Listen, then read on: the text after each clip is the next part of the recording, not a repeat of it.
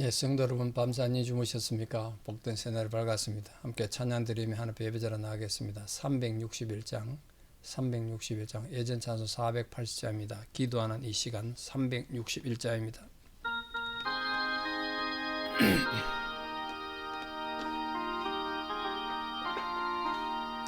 기도하는 이 시간 주께 무릎 꿇고 우리 구세주 앞에다 나가네. 믿음으로 나가며 주가 보살피사 크신 은혜를 주네. 거기 기쁨 있네. 기도 시간에 복을 주시네. 고난 내 마음속에 기쁨 충만하네. 기도하는 이 시간 주가 곁에 오사 인자하신 얼굴로 귀 기울이네. 우리 마음 비우고 주를 의지하며 크신 은혜를 주네. 거기 기쁨 있네. 기도 시간에 복을 주시네. 고난 내 마음속에 기쁨 충만하네.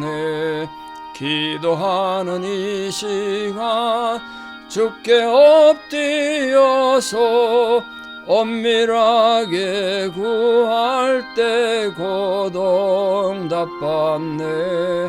잘못된 것 아뢰며 적은히 여기사 크신 은혜를 주네. 거기 기쁨 있네. 기도 시간에 복을 주시네. 고난 내 마음속에 기쁨 충만하네. 기도하는 이 시간 주를 의지하고 크신 은혜 구하면 꼭 받으리라. 의지하는 마음에 근심 사라지고 크신 은혜를 주네. 거기 기쁨 있네. 기도 시간에 복을 주시네. 고난 내 마음속에 기쁨 충만하네. 아멘. 사도신경으로 신앙 고백드립니다. 나는 전능하신 아버지 하나님 천지의 창조주를 믿습니다. 나는 그의 유일하신 아들 우리 주 예수 그리스도를 믿습니다. 그는 성령으로 잉태되어 동정녀 마리아에게서 나시고 본디오 빌라도에게 고난을 받아 십자가에 못 박혀 죽으시고 장사된 지 사흘 만에 죽은 자 가운데서 다시 살아나셨으며 하늘에 오르시어 전능하신 아버지 하나님 우편에 앉아 계시다가 거기로부터 살아있는 자와 죽은 자를 심판하러 오십니다. 나는 성령을 믿으며 거룩한 공교회와 성도의 교제와 죄를 용서받는 것과 몸의 부활과 영생을 믿습니다. 아멘. 2025년 4월 1일 화요일 새벽입니다. 4월 1일 만우절이네요. 오늘 주신 말씀 누가복음 18장 1절에서 8절입니다. 누가복음 18장 1절에서 8절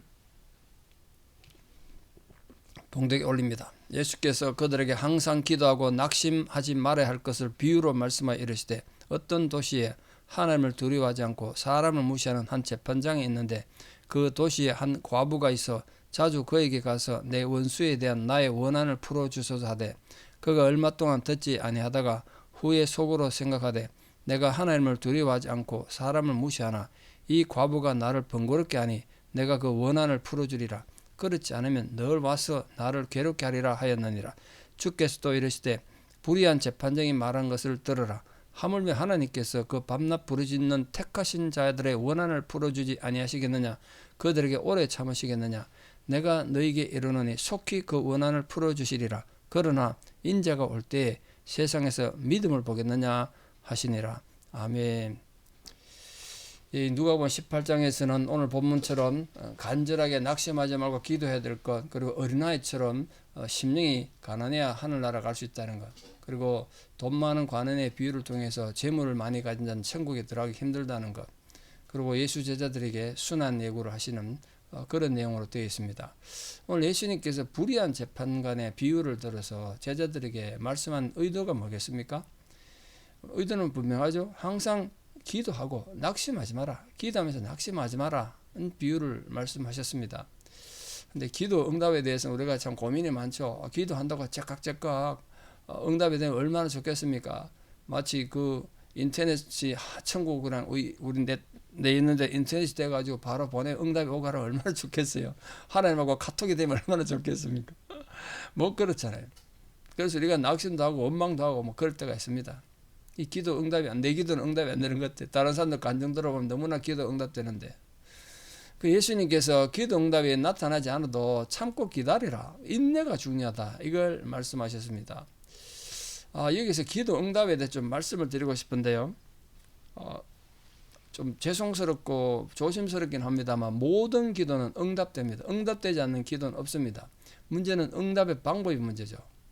가장 좋은 응답은 어떤 응답일까요? 기도하는 즉시 바로 응답되는, 내가 원하는 대로 되는 게 얼마나 좋겠습니까? 내가 필요한 게 바로 이루어지는 거, 뭐 그럴 수도 있습니다. 그런 경험이 있을 거예요. 저도 그런 경험 많으니까. 근데 또 하나는 이루어지긴 이루어지는데 아주 오랜 시간 지나가지고 내가 기도 나도 잊어버렸어. 많은 시간 지나가지고 어느 날 보니까 이거 옛날 내가 하나님께 기도했던 건데 뒤늦게 이루어지는 경우도 있어요. 세 번째는 응답이 오기는 오는데 나는 동쪽으로 가고 싶은데 하나님 나를 서쪽으로 가게 하셨어요. 네. 완전히 다른 걸 주신 거예요. 내가 원하는 거 다른 거. 다른 방법으로 응답이 되시는 거. 그런 응답도 있어요. 또 네 번째가 중요한데요. 거절하십니다. 거절. 내 기도를 안 들으시는 거예요. 그런 거절하는 기도 많잖아요. 여러분 기도할 때 항상 조심해야 될 것이, 내가 원하고 내가 바라는 방식으로 이루어지지 않았다고 해서 하나님 응답이 없다고 생각하면 하나님을 그건 무시하는 겁니다. 하나님 내보다 못한 거예요. 내가 내 인생의 설계를 딱 해놔놓고 요대로 해주시면 됩니다. 근데 왜 안 해주십니까? 우리 흔히 그러기 쉽거든요. 그건 기도 응답이 아니고요. 하나님도 오해입니다. 우리가 기도를 잘못한 거예요. 기도의 가장 중요한 건 기도하다가 내 생각이 바뀌고 감정이 바뀌는 거. 이게 정말 중요해요. 기도하다가 하나님 알아가는 거예요. 그래서 이 비유의 목적은 훗날 예수님 복음 들고 섬겨져 나갈 제자들 얼마나 고난이 많고 고난이 힘들고 어려운 상황이 많겠습니까? 그때도 인내를 가지고 하나님의 기도하도록 하기 위해서, 그 믿음의 근본을 다지기 위해서, 믿음을 다지기 위해서 준 겁니다. 이 기도 의미가. 이 교훈은 지금도 우리는 재림을 기다리고 있는데, 이 재림을 기다리는 성도들이 하나님 말씀을 전파할 때 우리에게도 기다리는 게 중요하지 않습니까? 예수님 오신다는, 재림한다는 게 2000년 전에 아직도 안 오시니까 진짜 오는 길 맞는가 뭐 이런 생각이 들잖아요. 이 험한 세상에서 믿음을 계속 지속하는 건 신앙의 인내를 통해서다. 자, 이 본문에 등장하는 재판관은 하나님도 두려워하지 않고 사람도 무시하는 사람이었습니다. 그게 나쁜 사람이죠. 자기 권력이나 자랑하고 뭐 사람의 양심이나 정의가, 남을 불쌍해하는 긍휼함 이런 거 없는 사람이에요. 이 재판관에서 법과 공의는 존중하게 생각하지 않고 자기 권위를 이용해가지고 재물이나 챙기고 권력이나 휘두르는 그런 사람이었습니다. 그 약한 백성들의 포악을 일삼는 자죠. 그리고 그런 면에서 이 재판관은 유대인이 아닐 확률이 꽤 높습니다. 왜냐하면 일반적으로 유대인들의 시비는 재판장에 가지 않고 장로들에게 갔거든요. 유대법에 의하면 법의 중재는 무슨 문제가 생기면 원고나 피고나 각각 자기들이 판사 한 명 선정할 수 있어요. 그리고 중립적인 판사 한 명, 그렇게 된 3명의 판사에 가지고 재판진이 이루어지거든요. 오늘 본문에 나오는 재판관은 예수님 당시에 통치자였던 헤롯이 임명한 재판관이든지 아니면 로마 정권에서 임명된 재판인 확률이 꽤 높습니다. 이런 재판관, 불의한 재판관은 지금도 많지 않겠습니까? 요즘 한국에 법정이 문제가 있다고 막 제보한 사람 많잖아요. 걱정되는 부분도 있죠. 법 정신이 위배돼가지고 자기들 생각대로 정치적으로 재판하고 이런 일들이 일어나니까 사람들이 사회법을 못 믿는 거 아닙니까? 뭐 그건 어느 시대에 있는 거죠. 사회가 어지러지고 공인은 잊혀져 가고 뭐 그런 게 있는 거죠. 그럼 하나님께서는 그 불의한 재판관을 언젠가 심판하시겠죠. 오늘 비유 속에 나타난 이 과부는 재판관에 어떤 존재였냐면, 이 과부는 자신의 원한을 풀어달라고 계속 가서 재판관을 귀찮게 하는 존재였습니다. 그러나 이 과부라는 건 이 유대 사회에서 3대 약자 아닙니까? 고아와 과부와 나그네. 돈도 없고 권력도 없고 배경도 없어요. 그러니까 재판관이 이 과부 얘기 들어줘봤자 자기한테 떨어질 게 아무것도 없잖아요. 자기한테 아무런 이득이 없으니까 안 들어준 거예요. 정의가 뭔지 알면서도 정의를 안 들어줬어요. 뇌물을 갖다 바쳐야 되는데 뇌물 바칠 게 없으니까. 근데 이 과부는 끈질기게 호소했습니다. 끈질기게 호소해서. 근데 그 무의미해 보이잖아요. 저 회개해봤자 불의한 재판관한테 뇌물 안 갖다 바치면 안 들을 텐데, 재판관 입장에서도 돈 날 구멍이랑 하나도 없는 과부의 이 얘기는 뭐 생각이 나겠습니까? 다 잊어버렸겠죠. 그런데 이 끈질긴 이 과부의 간절함이 자기의 의견을, 자기의 간절한 바람을 이루는 결정체였지 않습니까? 이걸 지금 예수님께서 기도의 의미로 비유하셨어요. 이 과부가 정말 하나님 의지하는 신앙이 있는지 아닌지 그건 잘 모르겠습니다만, 우리가 하나님 뜻을 알지 못하고 정말 어떤 것이 하나님의 응답인지 모르고 힘든 상황이 있어도 이 과부와 같은, 과부에서 배워야 될 게 뭐냐면 신념과 끈기입니다. 신념과 끈기. 그게 중요해요. 그래서 결국은 이 과부의 끈기에 대해서 재판관이 어떻게 반응했냐면, 자기 권력만 알고 공의도 있고 늘 뇌물이나 받던 재판관이지만 귀찮아가지고 이 과부의 호소를 들어주지 않으면 귀찮아서 못 살겠다. 호소를 들어주기로 했단 말이에요. 돈도 없고 권력도 없지만 끈기 하나로, 인내 하나로 승리한 중요한 예가 아니겠습니까? 그래서 우리는 실제로 세상에서 그 끈기와 인내로 자기 삶을 바꾸고 승리한 사람들 예들이 많지 않습니까? 성공 신화가 많죠. 세상 사람도 그렇게 산단 말이에요. 하물며 온 우주의 주권자이신 하나님 자녀된 우리들은 그런 세상의 나약한 과부들처럼 그보다 못하게 살아야 되겠냐, 이런 뜻입니다. 예수님이 그걸 말씀하신 거예요. 우리 부정적인 사고나 자포자기 상태에 있다면 하나님을 좀 섭섭하게 해드리는 거 아닙니까? 우리는 하나님 자녀들인데. 이렇게 불의한 재판관 앞에 과부가 가서 이렇게 간절히 호소하는데, 하물며 하늘에 계신 하나님께서 너희 기도를 외면하시겠냐? 근데 왜 기도 안 하냐는 거예요, 지금. 예수님께서. 어떤 상황에서 기도하라는 거예요. 이 비유를 통해서 예수님께서 교훈하려는 참된 의도가 뭐냐 하면, 예수님 성천하시고 나면 제자들만 남아있잖아요, 땅에서. 그럼 그때 박해가 또 시작될 거예요. 복음을 전해야 되는데, 믿음을 계속 지켜야 되는데 어려움이 계속 생기겠죠. 그때 믿음 버리지 말고 견고한 믿음을 붙잡고 계속해서 은혜를 구하면서 참고 견뎌야 된다. 그걸 지금 말하는 거예요. 우리가 기도해보면 아시겠습니다만 응답 받을 때보다 응답 못 받을 때가 많고, 응답 받은 사람보다 응답 받지 못한 사람이 많죠. 그래서 예수님께서 계속 당부한 게 오래 참아라, 오래 참아라. 그래서 속히 하나님 들어주실 것이다, 이렇게 말씀하셨어요. 그러니까 갑자기 우리가 예기치 못한 상황에 하나님께서 응답하실 거라는 거예요. 그래도 우리 삶에 응답받지 못한 경우가 많으니까 그건 그 과정을 통해서 우리 연단하시는 거예요. 우리 욕심을 제거하고 순수한 하나님 뜻이 우리 안에 이루어지도록 하는 거란 말이에요. 그래서 예수님의 말씀은 우리 간구에 대한 응답이 속히 올 것이다. 이 말씀은 믿는 자에게 응답이 오지만 믿지 않는 자에게 응답 안 온다는 뜻이거든요. 그 응답의 형태와 응답의 때는 아까 저 서론에 말씀드린 것처럼 다릅니다. 아무도 몰라. 우리 때로는 하나님 침묵도 응답일 수 있으니까 그건 모르죠. 근데 오늘 이 비유가 하나님 백성들 우리들에게 주신 교훈이 뭐냐 하면, 예수님께서 자신이 이 땅에 임하는 날 그 정말 하나님 인내를 가지고 끝까지 기도하는 믿음을 가진 자가 볼 수 있겠느냐, 그 순전한 믿음을 내가 보겠느냐, 이게 핵심이에요. 인자가 올 때 세상에서 믿음을 보겠느냐. 오늘도 주님은 우리에게서 믿음을 보기를 원하세요. 세상에는 정말 믿을 게 하나도 없지 않습니까? 누구를 믿겠습니까? 정치인을 믿겠습니까? 법관을 믿겠습니까? 재벌을 믿겠습니까? 누구를 믿어요? 아무도 못 믿어. 철학자를 믿습니까?